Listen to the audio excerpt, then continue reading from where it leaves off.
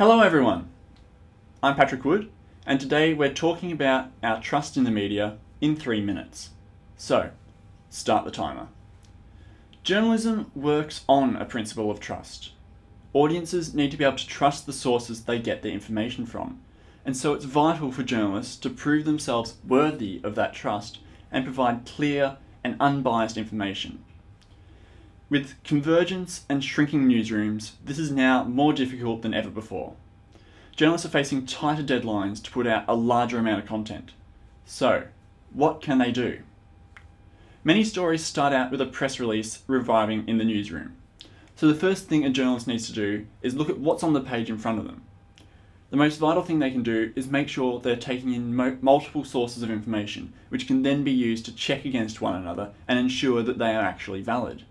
For example, information coming in through social media and audience-submitted media might say one thing, but it can't be trusted unless another source, such as a dataset, is able to back it up.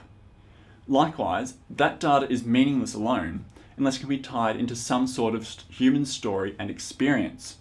So, as a member of the audience, you need to keep an eye out on the stories you read and ask yourself the vital question: is this true? If a journalist is doing their job correctly, then the answer you should have is yes, and you should be able to see the evidence which proves this. If not, audiences are going to gravitate away from sources in search of something else which they can trust to provide them the unbiased information they want.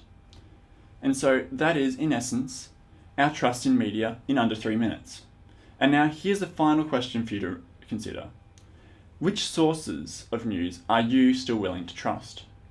Leave your thoughts in the comments below, and because this is the final episode of the series, thank you very much to everyone who's watched over the last couple of months, and I hope you've been able to gain something from it and build your understanding of just some of the key issues that are faced by Australian journalists today. Thank you again very much, and goodbye.